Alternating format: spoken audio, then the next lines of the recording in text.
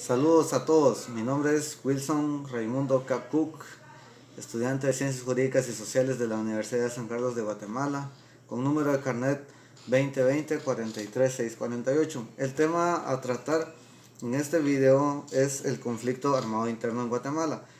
El conflicto armado interno en Guatemala, también llamado como la Guerra Fría o la Guerra Civil, también como otros le llaman la Guerra Interna en Guatemala, que es lo mismo, surgió o ocurrió, según la historia, en el año 1960 al 1966, que duró 36 años.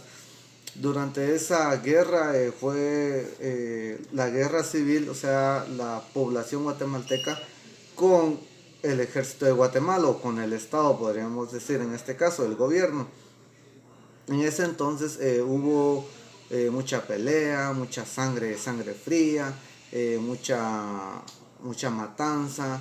Se dice, según la historia, que murieron 250,000 personas, pero dentro de esas 250,000 personas hay 40,000 mujeres y niños que fueron asesinados a sangre fría por la misma guerra en ese entonces.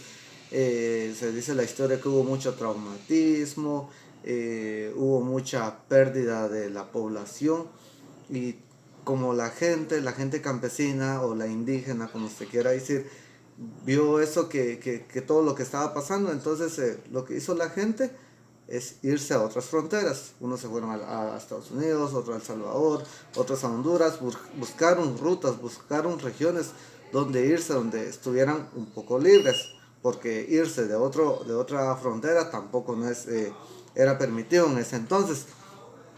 Eh, desde el año desde el año 1966 se firmó y se llegó a un acuerdo de paz firme y verdadera en el gobierno de Álvaro Arzú.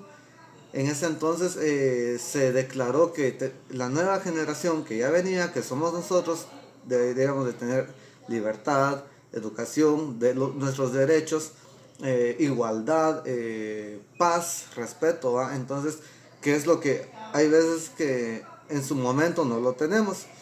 Eh, Cuando se llegó a ese acuerdo, mucha gente pues ya vivía de acuerdo a la libertad de esa firma, de ese acuerdo que se llegó con, con los guerrilleros, ¿va? Con los que les gustaba la pelea en ese entonces, ¿va?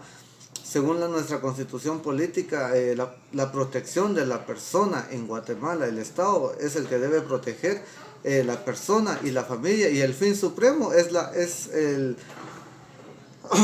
la realización del bien común, lo que dice nuestra constitución política de la República de Guatemala. Acerca del conflicto armado, murieron varias personas. El gobierno de Guatemala siempre, en ese entonces, los indígenas no tenían mucho ese apoyo, ¿va? Entonces las grandes manifestaciones, la violencia masiva, el conflicto marcaba la memoria de mucha gente. O sea, había mucha fuerza del Estado utilizando como la medida estratégica de la eliminación masiva de las personas. Todo por eso surgía todo eso. Entonces se tiene una estadística más o menos de 250,000 personas que murieron. Entonces, gracias a Dios se llegó a ese acuerdo, a ese gobierno, y se firmó y se declaró paz, libertad, tranquilidad en Guatemala. La participación política, los derechos humanos, la libertad de los indígenas, que es lo que peleaban también, va en esa guerrilla.